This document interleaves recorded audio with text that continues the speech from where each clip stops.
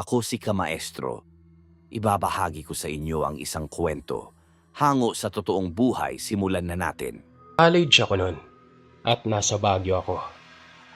Inanyayahan ako ng kaibigan kong mamasyal sa boarding house nila. Nagpunta naman ako at sakto po, nung araw na yon ay birthday po pala ng boardmate niya. Binati ko lamang po ang boardmate niya pero hindi ako nagpunta sa kwarto nila para makipag-inuman. Nahihiya po kasi ako dahil hindi ko naman siya lubos na kilala at ganun din ang mga bisita niya na mga kaklase niya. Since nag-invite naman siya pero nahihiya talaga ako kahit na magkatabi pa yung room namin. Bali ang itsura po pala ng boarding house nila ay isang banyo at isang kusina. Hati-hati na lang silang lahat doon ng mga boarders. Bago pa man gumabi ay narinig ko na silang nagkakasiyahan. May music sila at puro sila kwentuhan at tawanan. So hinayaan lamang namin sila hanggang sa gumabi na at nakatulog kami. Bandang 2:00 ng madaling araw, nakaramdam ako ng pananakit ng puson at gusto kong mag-CR para umihi. Paglabas ko ng kwarto ay naririnig ko pa rin ang ingay sa kabila at parang hindi pa sila tapos magkasiyahan. Nagtaka lang ako at nasabi ko sa sarili ko na 2:00 na pero gising pa din sila at napakalakas pa ng tugtog. Tumuloy na lang akong papunta sa CR. Bale, pag pumunta ka doon ay tatawid ka muna sa hallway. Nung nasa hallway na nga ako banda, ay may nakita akong babae sa dulo. Nakatayo yung babaeng ito at nakatingin sa bintana. Bale, naka-side view siya sa akin. Parang napakalungkot nito at nakatingin sa sinag ng buwan habang yung manipis na kortina ay humahawi-hawi sa mukha niya dahil sa hangin. Lalapitan ko na sana para tanungin kung anong ginagawa niya doon at bakit napakalungkot niya nang biglang paglapit ko ay humarap ito. Nanigas ang buong katawan ko nang makita kong kamukha ko siya. As in mukha ko yung nakita ko nung gabing yun. Pati suot niya nung araw na yun ay yung suot ko din nang maghapon bago ako nagpalit nung gabi ng pajama. Hindi ko inalis yung tingin ko sa kanya. Hindi ako makasigaw dahil parang walang lumalabas sa bibig ko na kahit anong boses. Pagkurap ko, bigla siyang nawala. Tapos, yung tugtog na naririnig ko kanina na parang R&B, naging tugtog ng patay. Yung tunog na may ililibing na. Sa sobrang takot ko, ay tumakbo na ako sa kwarto.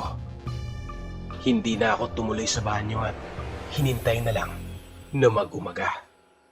Kinabukasan, pinuntahan ko yung dulo ng hallway. Punong-puno ng box yung mga iyon. Doon tinatambak ng mga boarders yung mga box ng mga binibili nilang gamit tulad ng TV, ref, at kung ano-ano pa.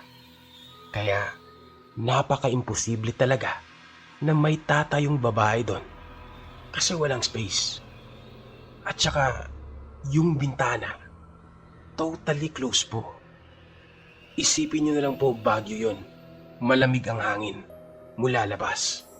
Kaya hindi pwedeng magbukas ng bintana lalo na sa gabi. Hindi ko muna iyon naikwento sa mga kasama ko. Kinaumagahan, since walang pasok, yung ibang boarders, lumabas sila para mamasyal. Yung mga lalaki naman, nagbasketball. Sinasama nila ako pero ewan ko ba, ayoko lumabas ng mga oras na yon. Gusto ko lang magpaiwan. Pero hindi ko in-expect na mag-isa na lang pala ako sa boarding house na yon dahil lahat sila lumabas. Mga bandang tanghali na nun nang naisipan kong magluto ng tanghalian. Nung naghihiwa ako ng gulay para sa lulutuin kong ulam, parang may dumaan sa gilid ko. parang nakaitim na may belo. Parang madre. Nakita ko yun sa dulo ng mga mata ko. Pero hinayaan ko lang. Kasi ewan ko ba, mas nararamdaman ko yung gutom ng mga oras na yon. Maya-maya pa, bumalik na naman siya. As in, dumaan na naman siya sa gilid ko. At paglingat ko, naabutan ng paningin ko yung dulo ng damit niya na kulay itim. Dun ko na nabitawan yung kutsilyo at agad akong tumakbo sa kwarto. Nagsisipagtayuan ang mga balahibo ko at takot na takot ako nung mga oras na yon. Hinintay ko na lang ang mga kasama ko na umuwi. Mga bandang hapon nang magkakasama kaming lahat, dun ko na ikinuwento yung nangyari sa akin. Sabi naman ng isa sa pinakamatagal na boarders doon, meron nga daw talagang nagpaparamdam. Ang sabi pa niya, yung black lady daw, sa kusina lang daw talaga yun naglalagi. At sabi pa niya, mga bisita o sa mga baguhan lang daw sila madalas magpakita. Kinabukasan ay umuwi na ako at hindi na bumalik pa doon. Ayoko nang maranasan pa yung ibang kaluluwa o multo na nagpaparamdam. Hanggang ngayon, kahit na may edad na ako, ay hindi ko pa rin makalimutan ang mga karanasan na yan. Na makita ko ang sarili ko at ang babaeng nakabelo ng itim.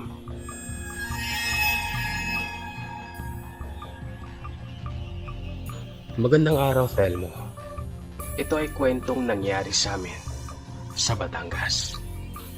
Taong 1994 to 1995. Nasa 5 taong gulang ako noon. Yun ang mga panahong ang mga bahay sa lugar namin ay malalayo pa ang pagitan at may kanya-kanyang taniman ng gulay sa harap ng mga bahay. Ang tawag sa amin noon ay balag. Halos lahat ng bahay ay kubo at may mga malalaking bintana para madaling makapasok ang hangin sa loob. Kitang-kita mo din ang langit kasi ang mga bahay ay paakyat ng hagdan at ang baba nito ay kulungan ng mga hayop. Naalala kong halos taon-taon noon ay may mga buntis. Nakapagtataka nga kasi halos sabay-sabay mabuntis ang mga taga sa amin. Sa bagay, noong panahong yon, ang libangan lang doon ay radyong di baterya. Kahit magkakalayo ang pagitan ng bahay namin, ay maririnig mo pa rin ang konting ingay. Sigawan kapag nag-aaway. At kahit yung tunog ng mga plato kapag hinuhugasan. Sobrang tahimik palagi ang gabi namin. Dahil nga walang masyadong maingay sa amin sa gabi, gaya ng mga sasakyan o kung anuman.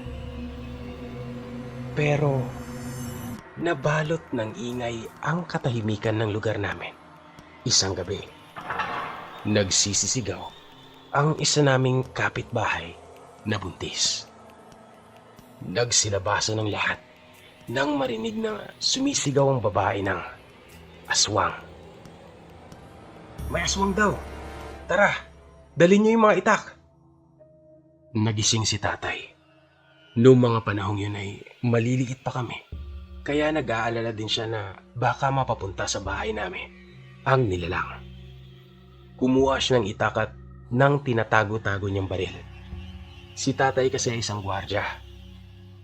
Sabi ko nga, ang komunidad namin ay halos lahat magkakakilala. Magkakamag-anak kaya kapag may mga pangyayaring katulad nito, lumalabas silang lahat at handang tumulong. Ang kwento ni tatay ay hinabol daw nila ang isang mabalahibong tao na may anyong aso. O kung aso man daw ay napakalaki nito. Mas malaki pa sa kanila. Pumasok daw ito sa sagingan at tumalon sa patay na ilog. Pinagpatuloy nila ang paghahabol dito pero bigla itong nawala at hindi nakita. Ang hinala ng kilalang albularyo sa amin ay nag-anyong ibon ito para tuluyang makatakas. napagpasya nilang bumalik sa kanilang bahay. Maliban sa iilan, kasama si tatay. Pumunta daw muna sila sa bahay ng aswang at tiningnan kung anong nangyari. May sugat daw sa bahaging tiyan ng babae. Para lang daw itong tusok ng isang malaking karayom. Hindi ito kalaliman, pero ang problema, dinudugo ito. Sinugod agad sa malapit na ospital sa kabilang bayan ng Buntis. Nung panahon na yun ay bihira lang ang tricycle sa daan, kaya medyo pahirapan din na makasakay. Kinabukasan ay nalamang wala na daw ang bata sa tiyan. Pinagtataka nila kasi malami pa daw ang tiyan bago umalis. Hindi naman mataba ang buntis. Puro inunan na lamang daw ng bata ang laman ng kanyang tiyan. Dahil nga magkakakilala at magkakamag-anak ang lahat, ay wala na silang naiisip na pwedeng gumawa nito, kundi ang kaisa-isahang dayo sa aming lugar. Pinuntahan nila ito para harapin, pero wala silang nadatnan kahit ang gamit ng dayo. Ang tanging naiwan ay ang malansang amoy sa loob ng bahay nito. Puro buto ng hayop ang nakakalat sa loob. Sa galit ng asawa ng buntis ay sinunog niya ang kubo nito hanggang sa abo na lamang ang natira.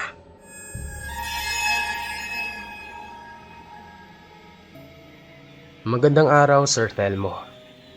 Nais ko po sanang magbahagi ng aking karanasan pagdating sa mga kababalaghan. Pero bago ang lahat, nais ko po munang magpasalamat dahil inaccept niyo po ang friend request ko. Natutuwa po ako sa inyo kasi hindi po kayo suplado. Nox. At saka ang pogi niyo po. Hindi po mga kagiliw. Biro lang po yung huli. Siningit ko lang. Balik tayo sa kwento. Napakaikli lang po ng kwentong ito na ibabahagi ko. Nangyari po ito taong 2013, Zamboanga City. Nakiusap po ang kapitbahay namin sa tito ko na kung pwede ay hiramin muna nila yung multicab namin. Kamamatay lang po kasi ng kamag-anak at nais nilang makilamay. Sumama po kami ng tita ko sa kanila. Bali, sa harapan kami upo at ang tito ko ang nagmamaneho. Sa likod naman yung pamilya ng kapitbahay namin. Medyo may kalayuan po yung bahay ng kamag-anak ng kanilang paglalamayan. Mahigit 1.5 oras din ang aming biyahe bago nakarating sa bahay ng kamag-anak nila. Pagkarating namin doon, konting kwentuhan lang at nag-aalay kami ng dasal para sa yumao.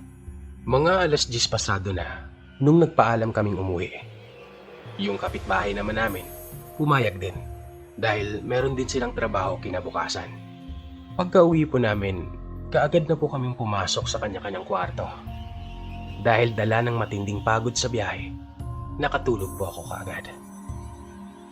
Mga bandang madaling araw nang maalimpungatan ako. Pakiramdam ko kasi parang may nakatitig sa akin. Pagdilat ko, laking gulat ko. Kasi may katabi akong babae. Mahaba ang buhok niya at itim na itim ang mga mata niya na nakatitig sa akin. Natulala ako nun. Hindi ako makakilos sa kinahihigaan ko. Gusto kong sumigaw pero walang boses na lumalabas sa bibig ko. Sa hindi malaman na dahilan, bigla akong napalingon sa bandang pintuan. Pagtingin ko doon, nakabukas yun. Nagtaka ko kasi parati ko namang nilalak yun. Every time na matutulog ako. Paglingon ko po ulit dun sa pwesto kung saan ko nakita yung babae. Wala na ito dun. Saka ko lang naalala na hindi pala kami nagpagpag nung umuwi kami. Kaagad po akong nagdasal at nagpasalamat. Nakatulog naman po ako ulit. Pero may mga panahon na bigla ko na lang din naaalala ang mga nangyaring ito.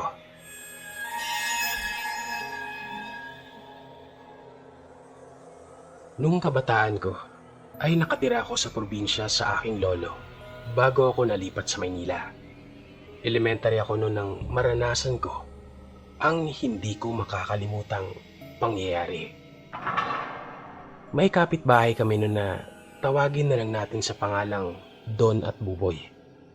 Si Don ang panganay at si Buboy ang pangalawa sa 4 na magkakapatid. High school na ang magkapatid na ito, pero nagsasaka din sila kapag nakukontrata. Dagdag pera at baon kasi yun sa eskwela. Hanggang sa isang araw ay umuwi na lang ang magkapatid galing sa sakahan na sinusumpong ng parang pagpabaliw. Sa tuwing sasapit ang 12:00 ng tanghali at 8:00 ng gabi ay sinusumpong ang mga ito. Bigla na lamang umanong tutulo ang napakaraming laway sa kanilang bibig at nagsisigaw itong mga to. Kapag nauna na ang isa ay asahan mong susunod ang isa pang kapatid. Ang unang impresyon umano ay nabaliw na sila at madalas ay nakakulong na lamang kami sa bahay sa tuwing sinusumpong ang mga ito. Pero ang nakapagtataka ay sinusumpong silang madalas kapag tanghali at gabi. Tapos magkasabay pa. Isang gabi ay nagkagulo ang mga tao. Doon banda sa kapitbahay naming tawagin na lang nating si Igme. Nahuli niya kasi si Buboy na nasa ibaba ng bahay nila. Kinakagat ng buhay ang isang manok niyang pangsabong. Ang nakapagtataka pa doon ay naka-barbed wire ang paligid sa babang bahay nila Igme. At ang tanging daan lang doon ay ang pinto na may kadena at lock. Hindi daw ito nagalaw at kahit saan sila tumingin ay wala namang nasira. Pinaalbularyo daw nila ang magkapatid. Ang kwento ay marami daw na buhok o bertud ang nakapulupot sa loob ng kanilang pusod. Sa probinsya kasi ay indikasyon nito na malapit ng maging aswang o tinatawag na bagong yanggaw ang mga ganitong tao. Nung gabing natanggal ang buhok sa katawan nila ay nakarinig kami ng kaluskusan sa bubong. Hindi na namin ito sinilip. Ang narinig na lamang namin ay yung pagsigaw ng nanay nila na mayroon nga daw tumatakbo sa taas ng bubungan. Matapos ang paggamot ay hindi na namin narinig o nakikitang sinusumpong ang magkapatid. Hindi ko din alam kung gumaling sila kasi lumuwas na ako ng Maynila pagkatapos nun. Ang nakapagtataka lang, Thelmo, ay nung umuwi ako para magbakasyon. May kanya-kanya na silang pamilya at nasa gitna na ng bukid ang bahay nila. Lagi kapag nakikita nila akong dumadaan, ay hindi nila ako tinatanta ng alukin ng ulam nila. Tinatanggap ko naman yon para hindi sila magtampo. Pero pinapatapon na lamang ng lola ko pagdating sa bahay. Siguro ay nalaman din nila ang tungkol dito dahil nung pabalik na ako sa Maynila ay nakatitig ito sa akin na parang nagtataka. Magaling na kaya talaga sila? O baka naghahanap lang din ng bagong iyayang gawin?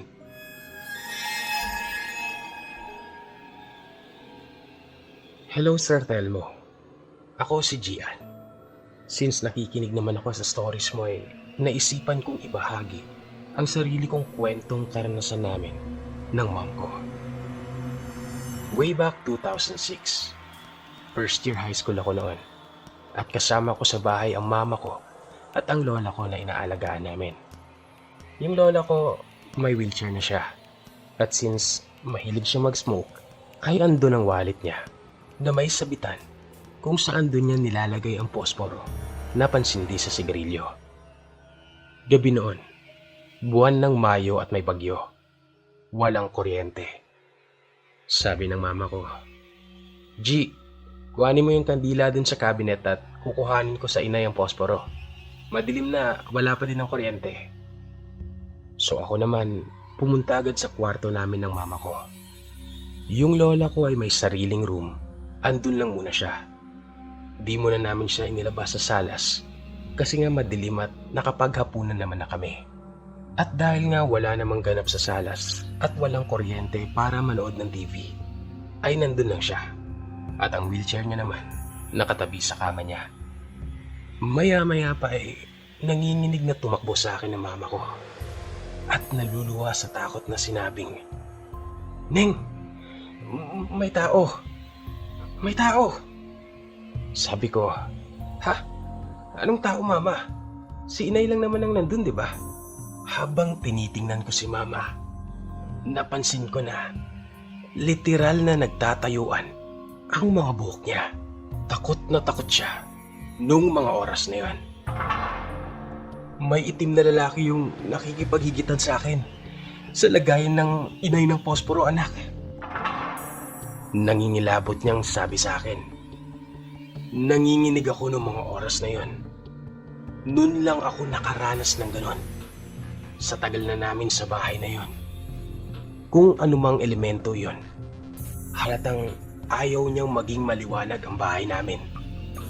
Dahilan siguro kaya nakipag-agawan siya sa mama ko sa lagayan ng posporo. Ito pa, February 2013. Maaga kaming nagising ng hubby ko para umattend ng seminar para sa kasal. Nasa may salas siya. Nagsusuklay sa harap ng malaking salamin namin. Yung sinaunang salamin. Yung merong Japanese na mga babae na disenyo. Imik ng imik ito. Nagsasalita. Parang may kausap. Sabi ko, "Anong sabi mo, Han? Sinong kausap mo dyan?" Sabi naman niya, akala ko dumaan ka sa likuran ko. Meron kasing dumaan sa likuran ko eh. Parang itim na tao yung nakita ko. Tayo lang naman dito dalawa, kaya sino pa bang papasok sa isip ko na dadaan? Di ikaw lang." Eto ako, kita mo, kakababa ko lang mula sa taas. Teka, itim ba ka mo?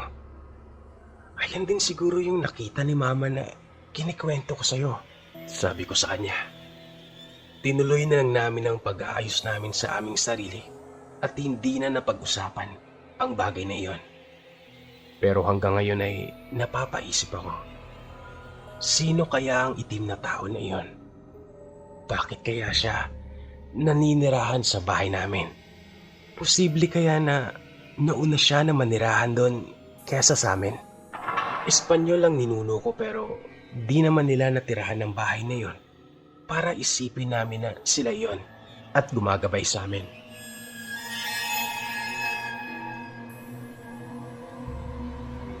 Ito nga pala, Thelmo, ang kwento ng aming boarder na taga Mindanao. Nag-aaral siya dito sa Cebu. Ang pangalan niya ay Ate Sansan. Dahil nawili siya dito sa Cebu, ay malimit lamang umuwi ito sa kanila. Madalas ay nandito lang siya kahit pa summer o holiday. Hindi rin ganun ka pala kaibigan si ate.